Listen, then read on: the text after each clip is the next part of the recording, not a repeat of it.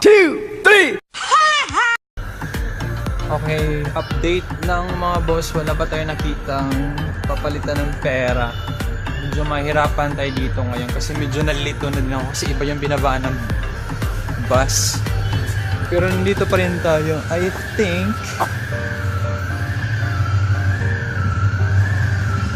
ayan, doon lang tayo dumiretso. Ayan. So o nga pala mga boss, kasi pag check ko ng YouTube account ko, nasa 1,006 subscribers na ako ngayon. So maraming salamat mga boss sa pag-subscribe at naniniwala sa akin. Malapit na ata tayo ngayon. Malapit na lang dito. Ayan, dito na tayo.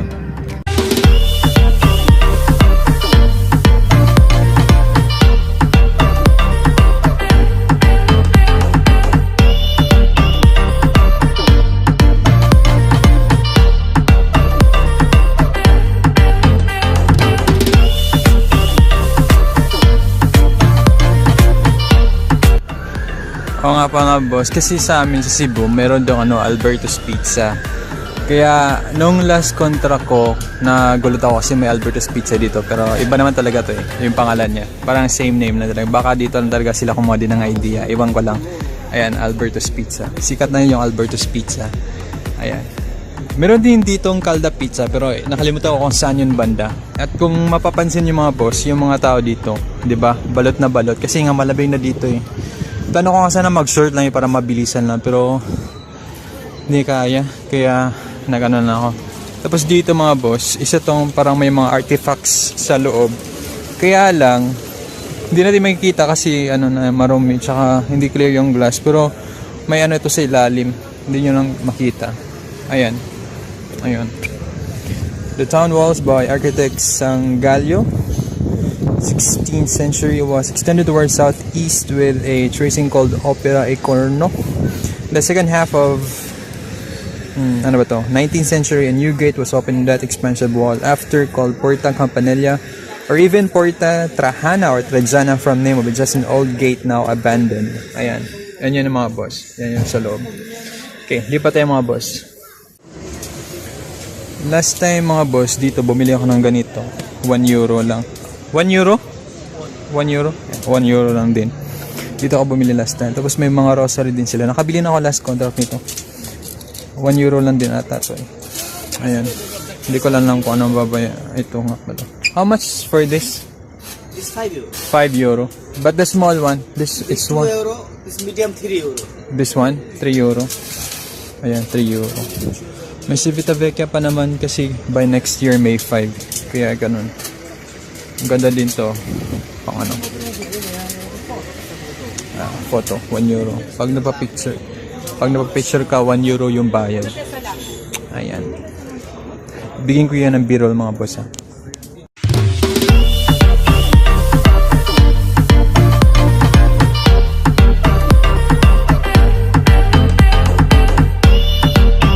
And maganda nga dito sa Civitavecchia mga boss. Marami siyang mga shops. Yung mga famous na mga shops. Ayun. Katulad nito sa gilid ko. Ayan. United Colors of Benetton. Yeah, Benetton. Tapos may Athletes World. Ayan. Hanap lang tayo ng money exchange. Kanina pa ako hanap pero wala akong mahanap dito.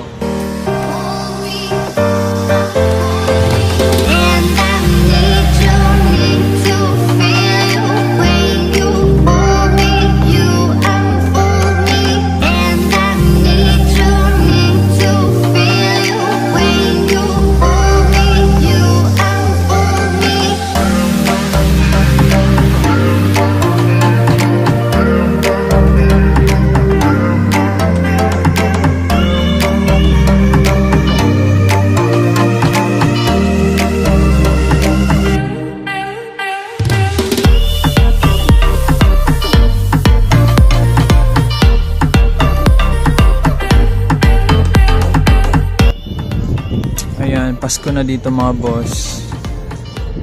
Blizzard. Tingin tayo na mga ano, relo.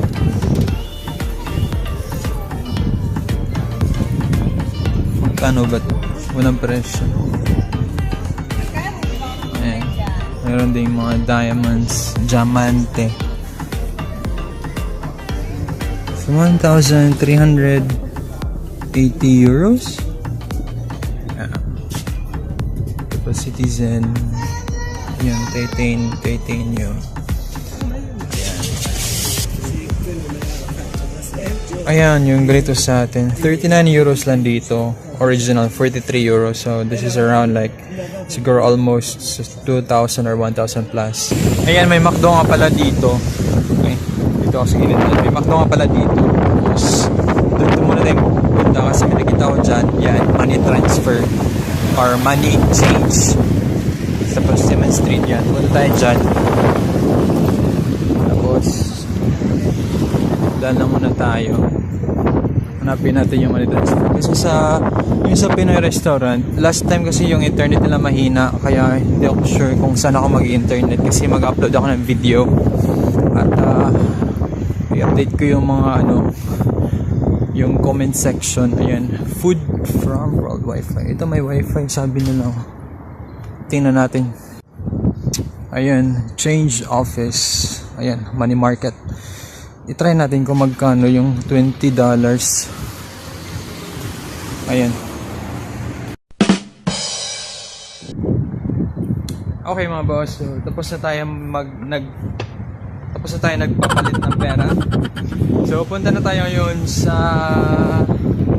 McDo. Tingnan natin kung mabilis yung wifi nila doon. Kung hindi, punta tayo sa Pinoy restaurant. Doon siguro mas mabilis yung wifi.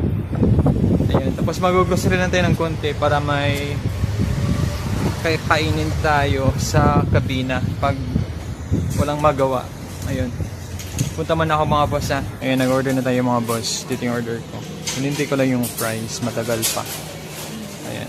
So, yung order is 4 euros and 90 cents. Yung double cheeseburger lang. Malakas din naman yung wifi. Kaya stay muna tayo dito.